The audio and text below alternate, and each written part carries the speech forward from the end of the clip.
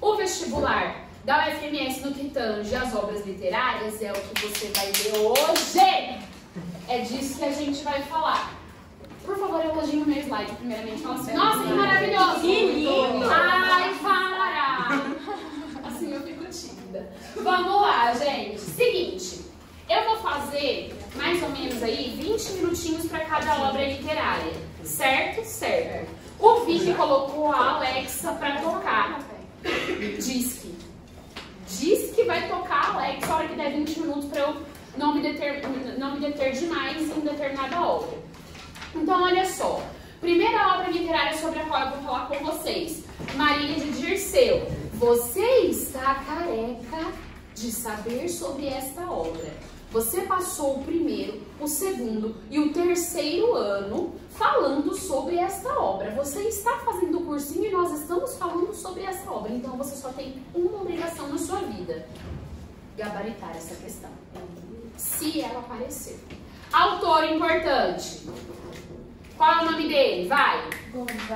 Gonzaga. Tomás Antônio Gonzaga. De qual período literário eu tô falando, filho de Deus? Eu estou falando do arcadismo. Época. Fala pra mim. Brasil. Melhora? Não. Não, é colônia. Fim do Brasil colônia. Coisas importantes sobre as quais você precisa saber. A obra foi publicada em Lisboa. A obra foi publicada no Brasil? Não foi publicada no Brasil. Ano de 1792. É por isso que esse período também é chamado de setecentismo, ok? Ou ele pode ser chamado também de neoclassicismo. Filho de Deus, por quê? A literatura sempre apresenta dois R's. Quais são os dois R's da literatura? Resgate e ruptura. Resgate e ruptura. Eu vou romper com a escola antecedente e eu vou resgatar as escolas anteriores. Por que eu fiz este movimento? Porque quando eu falo de resgate, o arcadismo resgata o classicismo, que por sua vez resgata a antiguidade clássica. Gravou isso na sua mente? Se eu estou falando que ele vai resgatar a antiguidade clássica, você precisa se lembrar também de que as características vão ser da antiguidade clássica. Eu preciso de duas características da antiguidade clássica. Quem me fala? Culto ao belo, equilíbrio, forma. Toda vez que eu falar de forma, eu estou falando do texto em padrões fixos, rígidos, ciente. Aí o que você precisa se lembrar? De que no Brasil, esta estrutura vai compreender os anos de 1756 a 1825. Por que eu estou te falando de data, filho de Deus? Porque a gente está falando do período em que nós vamos ter alguns movimentos importantes no Brasil. Qual é? Melhora? Qual que é a pergunta? Qual é o movimento histórico existente no país neste momento? É a Inconfidência Mineira. Por que eu estou falando da Inconfidência Mineira? Porque Tomás Antônio Gonzaga participa. Certo? Certo. Olha só, todo esse movimento vai ser baseado, aí vai ser influenciado pelo iluminismo. O que foi o iluminismo mesmo? Movimento intelectual na Europa para romper com as traições lá. Melhora? Melhora? Romper com a igreja, a monarquia. Também. E a gente precisa lembrar também de que é no iluminismo que acontecem algumas revoluções lá na Europa. A principal delas? Revolução Francesa. Principal ideal? Igualdade. Fraternidade e liberdade. Perfeito. Quando eu trago esses três elementos, a gente vai falar que a literatura brasileira vai se empoderar desse lema de igualdade, liberdade e fraternidade. Você precisa se lembrar disso. Outra característica importante é que aqui nós vamos trabalhar com o racionalismo. Por que eu trabalho com o racionalismo, filho de Deus? Porque eu estou opondo à escola anterior, que era subjetividade. Fez sentido? Por que eu estou te dizendo isso? Porque a gente vai falar de uma história que tem um romance. Esse romance é subjetivo? Não. Ele é totalmente racional, certo? Seguindo o baile, coloquei as características do período literário. Então eu tenho a oposição ao barroco, da qual eu falei. A linguagem é simples, o que também configura como uma oposição ao barroco. Por isso é fácil de ler o texto Marília de Dirceu, não é um texto complicado. Ele está ligado à tradição clássica, tanto é que o nome Marília vem da onde? Eu falei. Amarílis. E quem era Amarílis? Era a personagem de Virgílio. A Amarílis era loira. Ela era perfeita. Tanto é que no início da obra, a Marília é retratada como loira. E ela também é retratada como perfeita. Só que a Marília real, oficial, era o quê? Morena, de cabelo preto. No meio da obra, eu acho que ele esqueceu que ele tinha falado que ela era loira, e ele fala dos cabelos pretos. Ou seja, a gente não sabe se isso foi proposital, né, uma coisa do Tomás Antônio Gonzaga, ou se foi um ato falho. Mas o que a gente percebe é que a tentativa de se encaixar nos padrões clássicos existiu. A tentativa de se encaixar nos padrões clássicos estava aqui, presente, não só na forma da escrita, mas também na temática. Salvou isso no seu HD?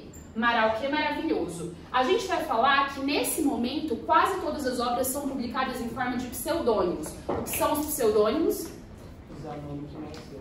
A gente usa um nome que não é nosso, certo?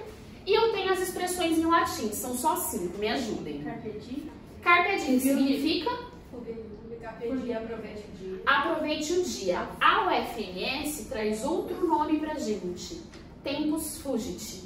Tudo bem? Pode aparecer com este nome. O que mais? Locus amenos. Locus amoenos, que é a busca pelo lugar ameno. Como que é o nome que pode usar no lugar?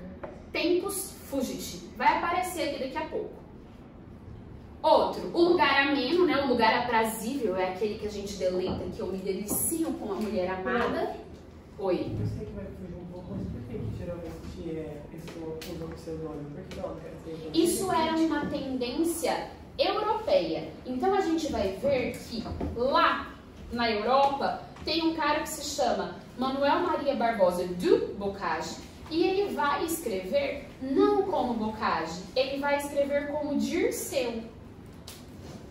Porque Dirceu também faz uma referência à antiguidade clássica. E se o objetivo era assemelhar-me a uma antiguidade, aos deuses, né, aos mitos da antiguidade clássica, eles passaram a adotar isso. Fez sentido? Então, não apenas o nome fictício das personagens vão remeter aos deuses, mas também dos autores. E vale a gente lembrar que o pseudônimo equivale ao eu lírico, e o eu lírico é a voz do poema, que por sua vez equivale ao narrador, que consequentemente não é o autor. Então, ele usa isso como artifício literário. Fez sentido na sua cabeça? Maravilha! Ainda nas expressões latinas, falamos do locus amoenos. A outra, qual vai ser? Aurea mediocritas, ou mediocritas, se vocês preferirem. Que vai falar da questão do dinheiro, né? É o dinheiro medíocre, é o ouro medíocre. A gente vai ter essa terminologia. Depois a gente vai ter também, neste momento, a gente já falou do Fugere Urbem? Ainda não. Fugere Urbem é a fuga da cidade, é a fuga do espaço urbano, certo? E por fim, mas não menos importante, eu tenho Inutilia Truncat, que é o quê? Cortar tudo aquilo que é inútil. Espero que vocês tenham aí. Pro, Oi, pode filha de repetir Deus. essa palavra? Inutilia Truncat. Quer que eu escreva? Por favor. Escreveu a ele.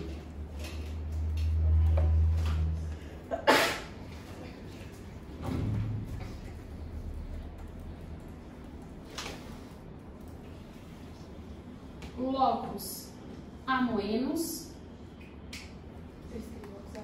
Inutilia Truncat. Carpe. Gente, todo mundo. Esse aí eu já fala. sei. Tem que lugar.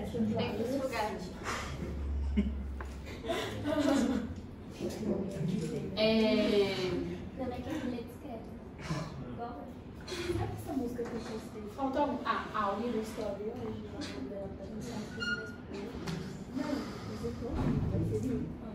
E por fim, mais ou menos importante, a gente vai trabalhar com dois conceitos.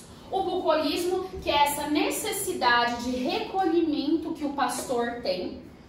né, de curtir o seu momento, de autoconhecimento e ao mesmo tempo eu tenho a noção de pastoralismo, ou seja, é a ideia de que eu posso cuidar, né, daqueles elementos do campo, ok? Ok, seguindo o baile aí, a obra como um todo apresenta algumas características. Então, eu tenho a ambição do pastor em estar com essa mulher amada. Então, o Dirceu tem a ambição de estar com a Marília.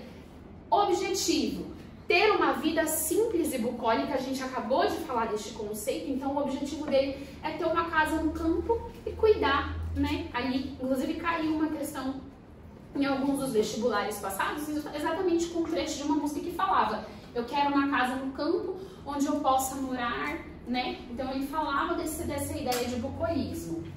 A natureza é o ponto alto da obra.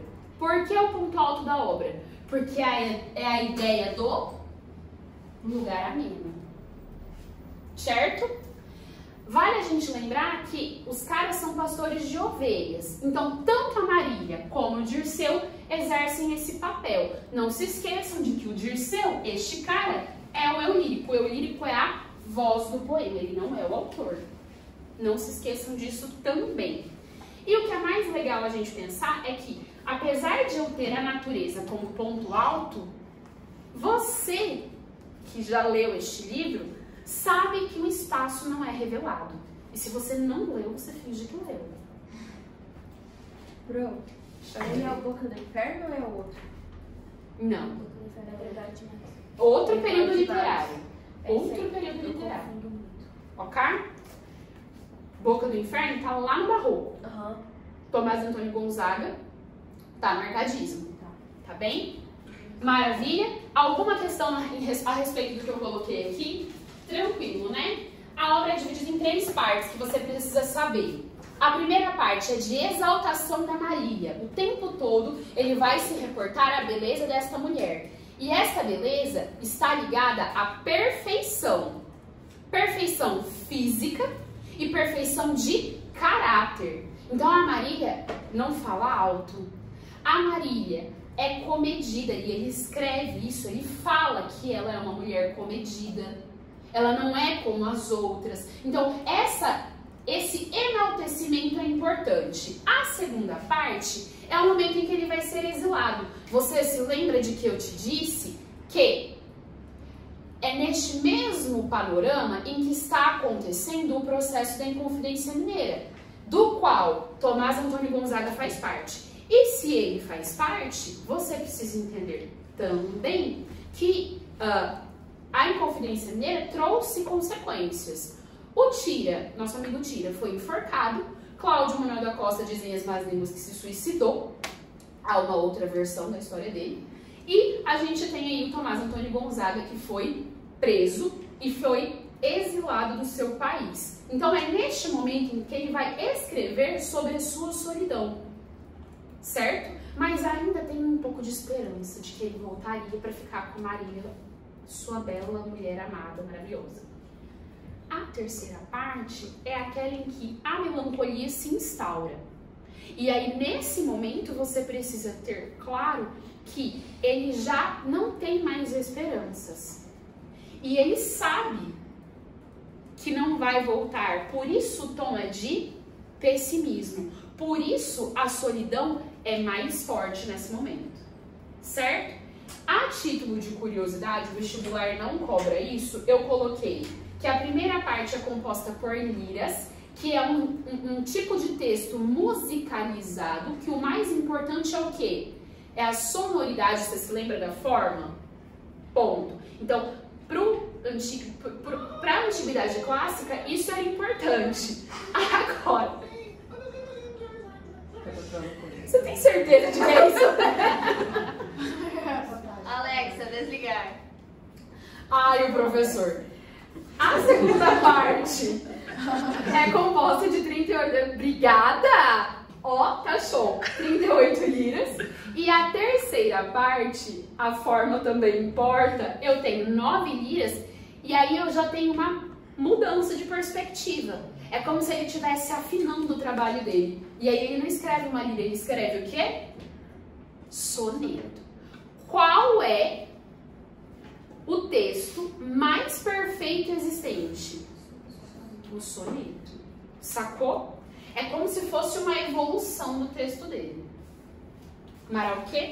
Maravilhoso. Questão para você, filho de Deus. Eu coloquei aqui a questão que caiu na UFMS. Então, olha lá.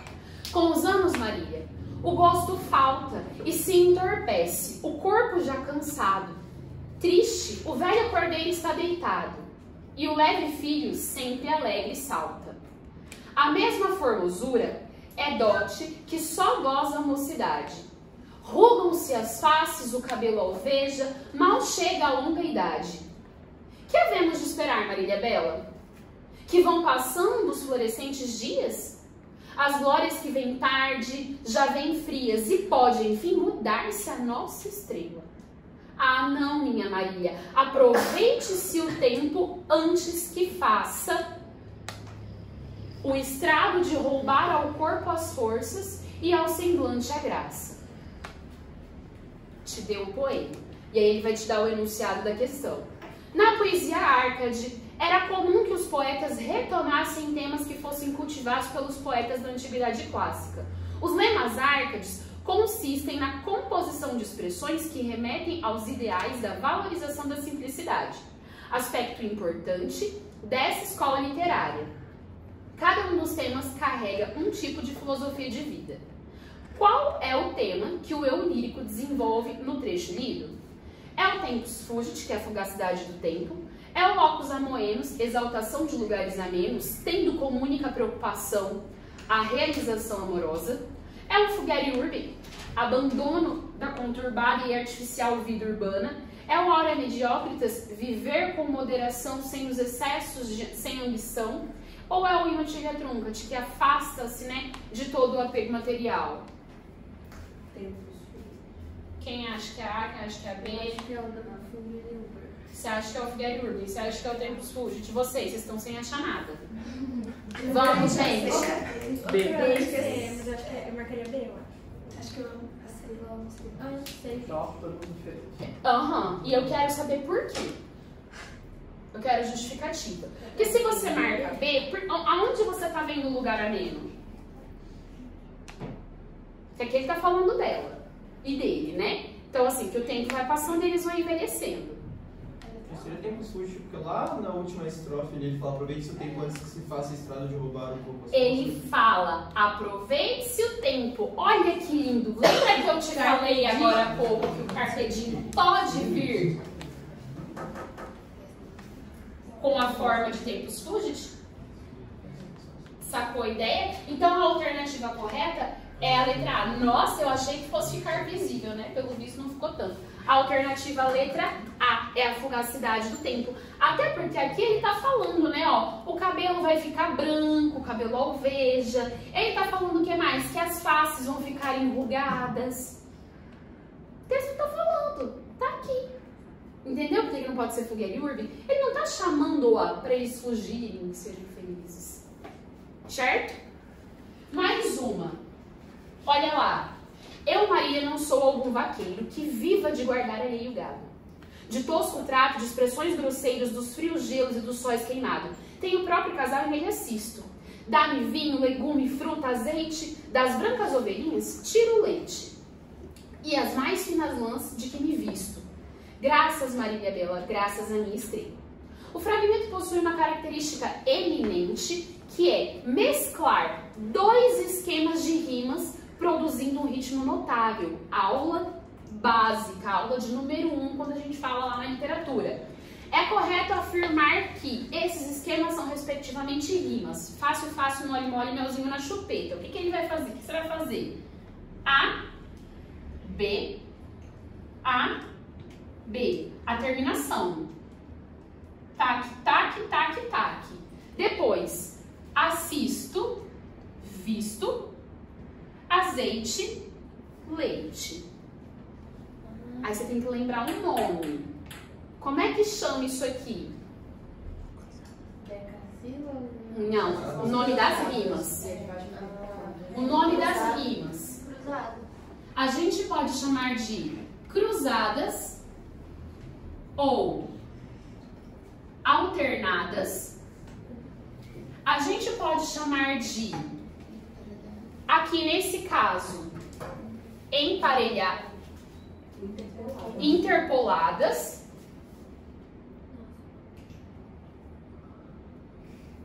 e eu tenho as emparelhadas. Quando que eu tenho emparelhada? Quando elas andarem de par em par. A, B, B. A, B, B. Certo? Qual a melhor alternativa aí? Feito o esquema rítmico, olha lá. Onde é que eu tenho A, B e C, D? Ou poderia ser a letra A também, tá? A letra não importa. C, D, C. Onde é que eu tenho? Letra D, de diva, de doidivanas. Fechou? Maravilhoso. Maravilhoso. Próxima obra literária, Esaú e Jacó. Pronto, peraí. Alexa,